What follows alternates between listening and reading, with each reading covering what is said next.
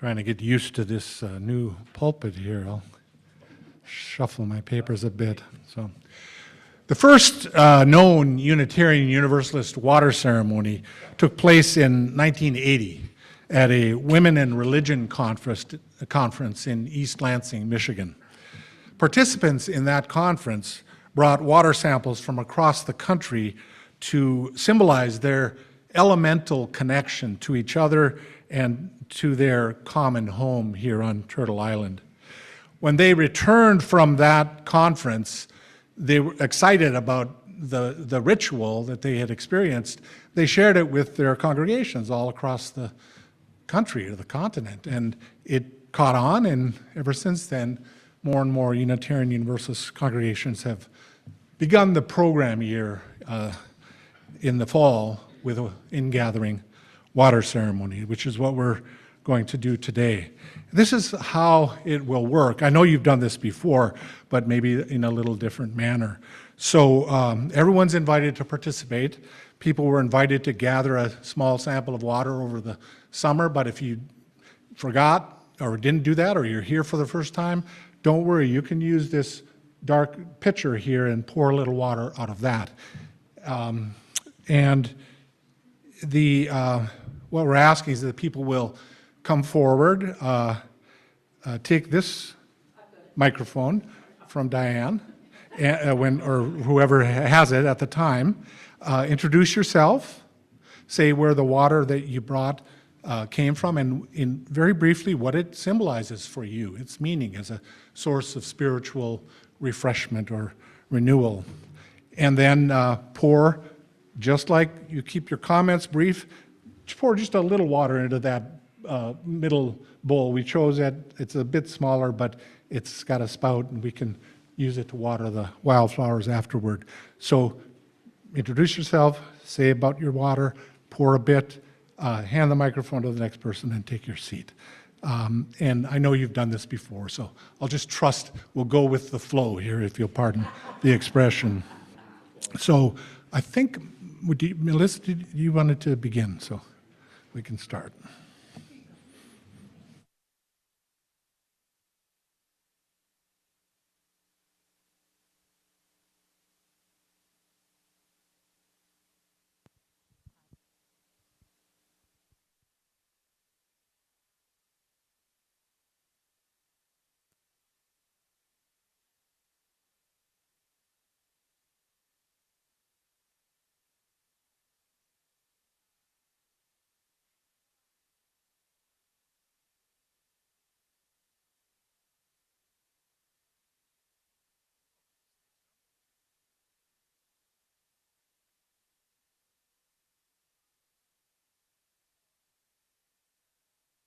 With this water that I've had in this jar since I think about the first water ceremony I participated in was when Reverend Chris was here. I don't know what year that was, but I've done this, taken this water home with me every year since. Wow. So it's a very good collective of water from many, many years past.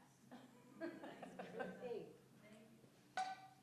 And I'll take some home with me today. Hi, I'm Diane, and as they said earlier, wife of Reverend Bruce. My water is from a very special place called Camp Unistar, which is a UU-inspired retreat place that has wonderful programs throughout the summer on an Star Island in Cass Lake. And I am lucky enough this morning, don't be embarrassed, Alec. One of the staff members from camp is here. Do you want to raise your hand? And he's a student at Michigan Tech. And I just met him a few weeks ago. And I'm half American and half Italian. My father came over on the boat. And I expressed in very Italian terms to Alec that if he didn't show up at this first service that Bruce and I did, I was going to hunt him down on the campus. So I'm glad to see that he took my invitation seriously.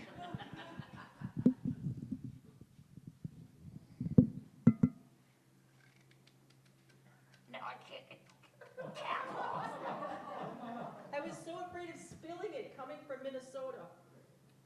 Oh, thank you, honey. Can I have the cap? Grazie. Next.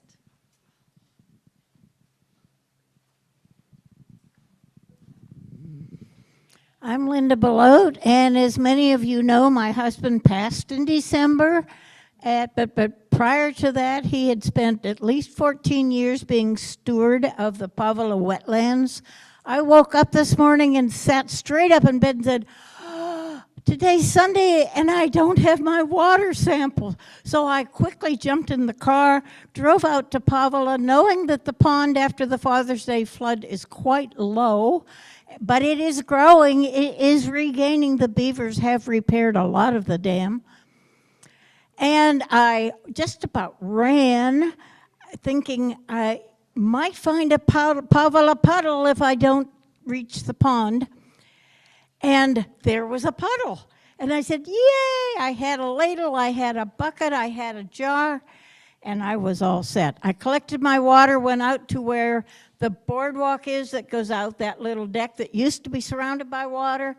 I couldn't have reached the water that was there. There was like a little beaver trail under the boardwalk, so it would be possible. So in honor and in memory of my husband, Jim, I'm adding Pavela Wetlands water.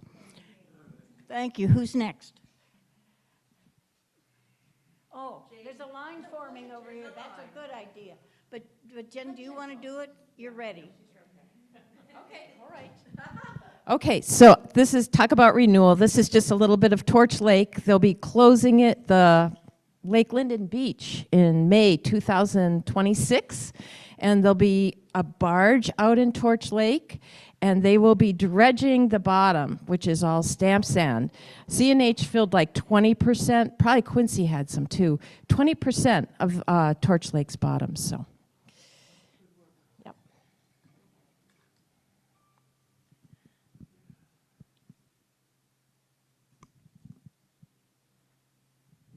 Hi, I'm Jen Donovan, and I'm really, really glad to be back with you all. I usually am on Zoom because I'm very afraid of crowds, but my water is from my cat's bowl.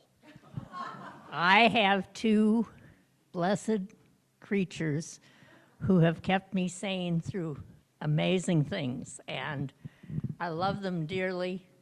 One is a little gray female, one is a big orange male tabby, and the little female runs him ragged. She runs the household. Anyway.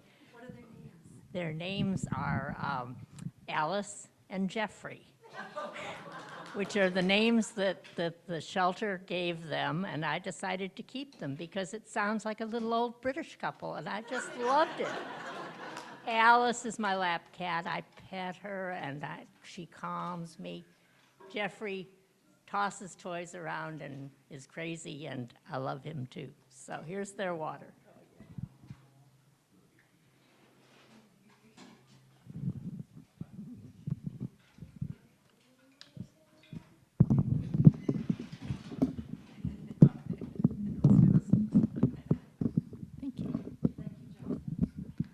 Hi, this is rainwater. There's been a lot of rain this year.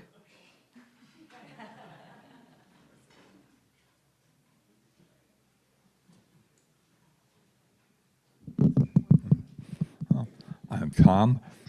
I carry water bottles like this on my bike, so it's been everywhere.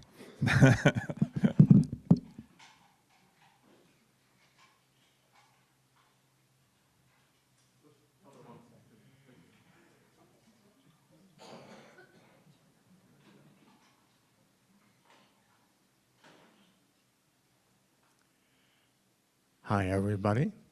I'm back.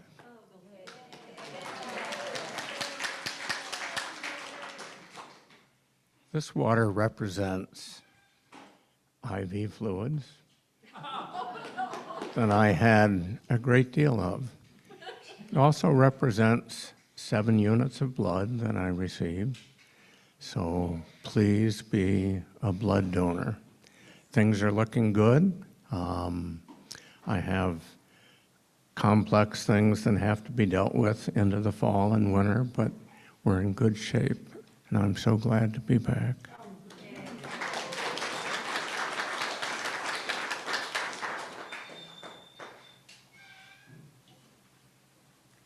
Good morning. I'm Joan Chatty, and this water is from the Trap Rock River that flows into Torch Lake and then into Lake Superior and on out to the Atlantic Ocean.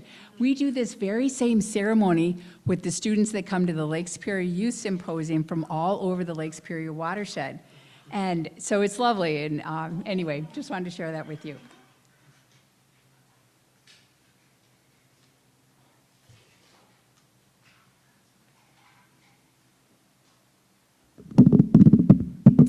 Hi, I'm Ruth Moore, and this water is from my cottage on Lake Superior. And I'm bringing it this morning both in honor of my husband, who passed last September, and to celebrate the fact that I've been able to spend much more time at the cottage this year and watching the waves on Lake Superior.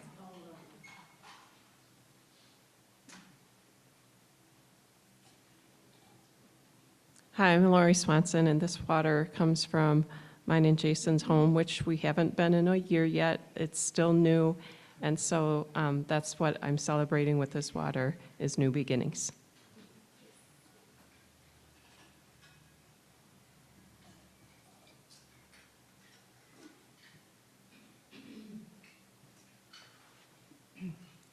So this ceremony couldn't come at a better time for me. I don't think I'm going to be able to do this after all, but this is water from Lake Webster, a lake in northern Indiana. For 20 years, over 20 years, 4 friends and I have gathered there for a girls' getaway. And I just returned from there Thursday. Only this year, there was only 4 of us, because we lost a dear friend in a car accident in the spring. So this is in Dottie's memory and in celebration of our continued friendship.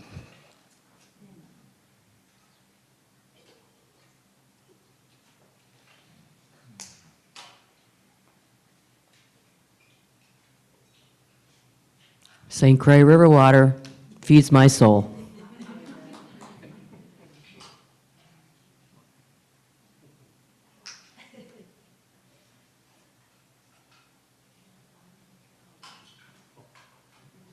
Well, I forgot it was water day, so I'm going to have to partake of the common water there.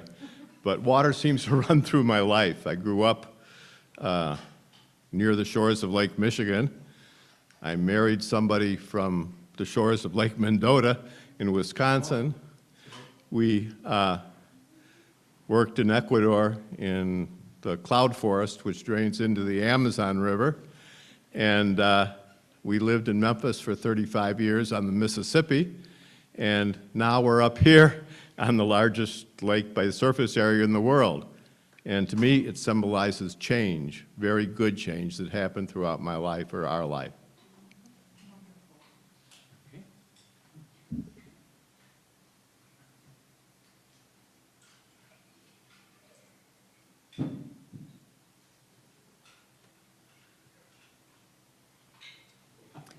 My name is Janine, and I'm looking at Miriam. The rain, rain, rain came down, down, down in rushing, rising rivulets. Brings me joy.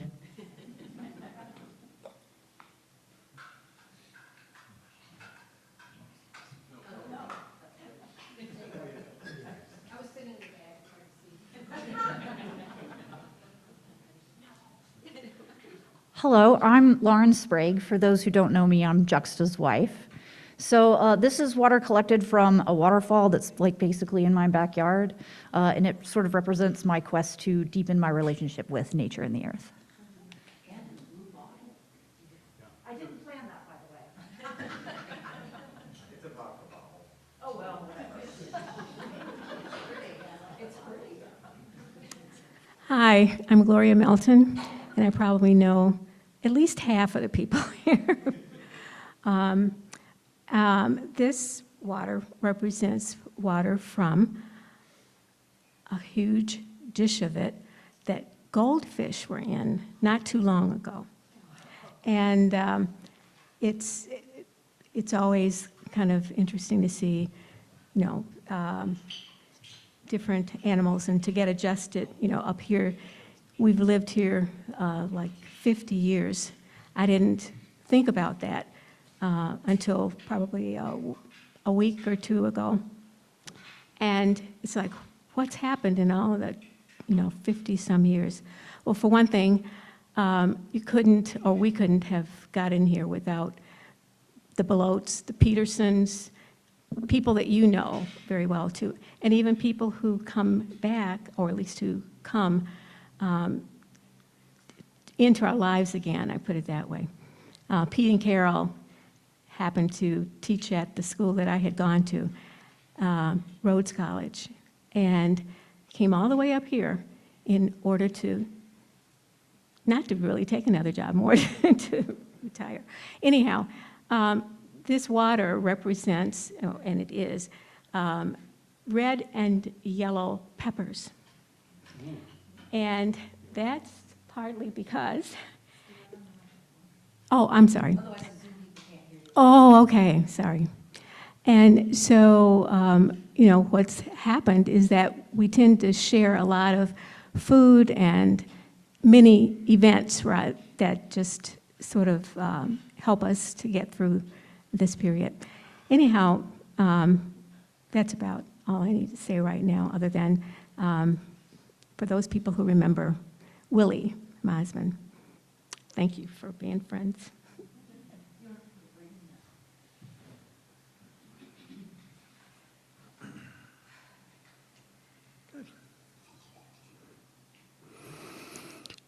Well, I wasn't quite prepared. I'm really glad to see a common vessel there. I have a friend of mine who founded his own church based on the science fiction novel Stranger in a Strange Land. For those of you who've read that, one of the major rituals is to share water and pass it along, and that's what he did with his church. It still is in existence today. You pass a cup along and say, never thirst to the other person. The other person says, thou art God, thou art goddess, or don't spit in the cup. And my friend Oberon is doing very, very well. At age 75, he just got remarried again. And he's founded the Gray School of Wizardry and online Hogwarts, which he is retired from as his headmaster. And he and his wife, his late wife, first wife, invented a term that they actually got called by the Oxford English Dictionary looking for the definition, because she was the first to write it down. The word is polyamory. So he was the first to put that together. But water has run through all of his life, and it certainly has mine with Lake Superior and growing up and sharing water with my friend Oberon. So never thirst.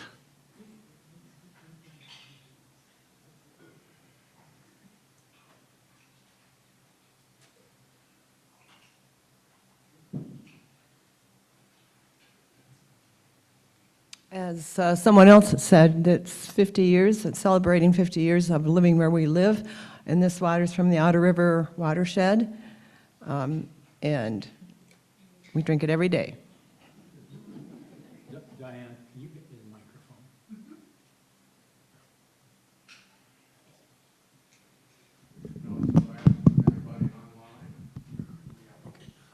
Well, shall we wait for, can wait for somebody online? Maybe I'll do my. I have.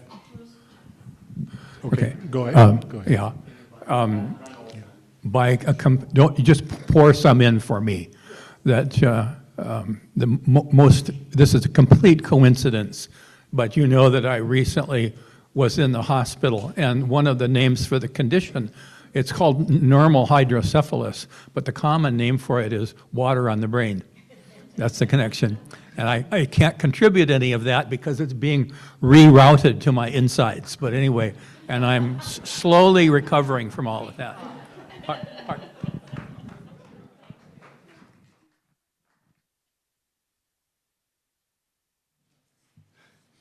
I also have a bit of water to share. This summer, Diane and I Yeah, I can't open this one.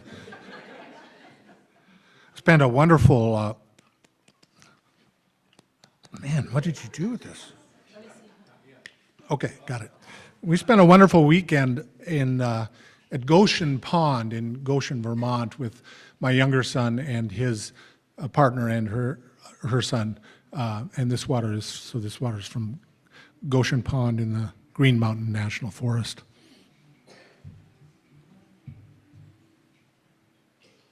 Hi, my name is Ren, and I live in Baltic. And I understand that there's someone online who'd like to share. Yes, my name is Ren. I would like to share, please, if I may. Are you able to hear me? No?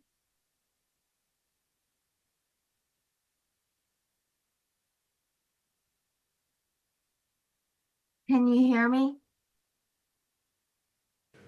Yes, Ren, I can hear you. Okay, well, thank you. I don't know if I can turn my volume up anymore. I have some water to share. I was raised in Misery Bay. Oh, And of course, I like to keep Misery Bay as my biggest kept secret. Please don't go there. Please, please, please. And so I was raised on artesian water from the Misery Bay School. We had to haul our water, of course, in the summertime. And so for that, I am ever, ever, ever so grateful for water.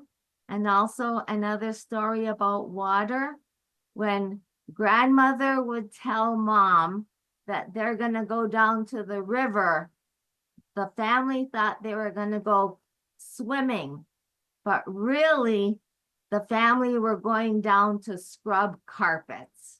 So that's our experience with Misery Bay and Lake Superior. Thank you.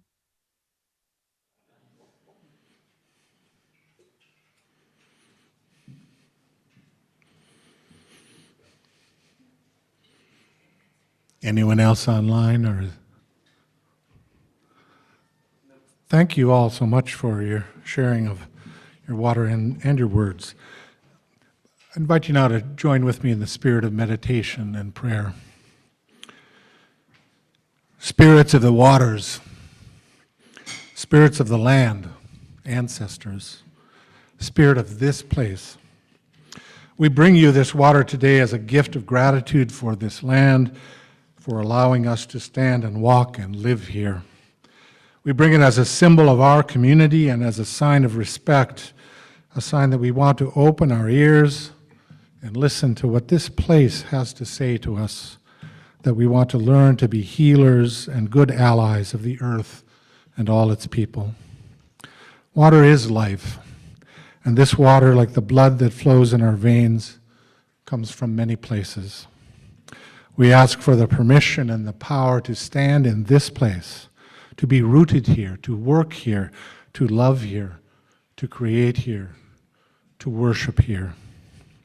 We ask your help in opening our hearts and minds to what the earth has to teach us.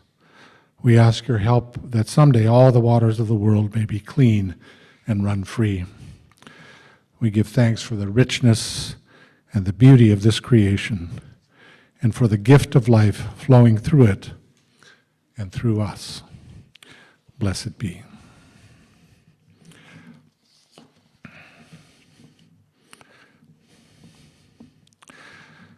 The Little Duck by Donald Babcock. Now we're ready to look at something pretty special. It is a duck riding the ocean 100 feet beyond the surf. No, it isn't a gull. A gull always has a raucous touch about him. This is some sort of duck, and he cuddles in the swells. He isn't cold, and he is thinking things over. There is a big heaving in the Atlantic, and he is a part of it. He looks a bit like a mandarin, or the Lord Buddha meditating under the bo tree, but he has hardly enough above the eyes to be a philosopher. He has poise, however, which is what philosophers must have.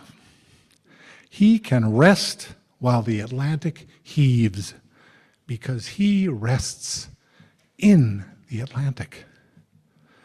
Probably he doesn't know how large the ocean is, and neither do you. But he realizes it. And what does he do, I ask you? He sits down in it. He reposes in the immediate, as if it were infinity, which it is. He has made himself a part of the boundless by easing himself into it, just where it touches him. I like the duck. He doesn't know much, but he's got religion.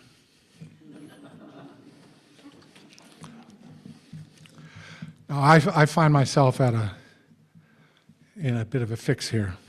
I'm looking at the clock, it's 11:30. And I have a 20-minute sermon. And I've told the board and others, I really want to respect the rhythms of things here at Keweenaw. So I don't know if we could sing a closing hymn here and save the sermon for another time. But I don't necessarily want to put it to a vote, but I want to get a sense of the house. I mean, you can, if people need to leave, that's fine. I'm someone who has been known to throw away pages of my sermon in the middle of the sermon due to time. But I've already done that to get this to where it is. So I'm just saying, this is... I think we should save it because we want to hear it all. Okay. So yeah, this sermon would work another time. I wrote it for this occasion, or for this event, but... It wouldn't work. So that's that. Thank you. I appreciate that. So we can go into our closing hymn then, I guess, the closing song, The Blue Boat Home. Oh, what a wonderful, wonderful way to close. Although we also have a sung prelude.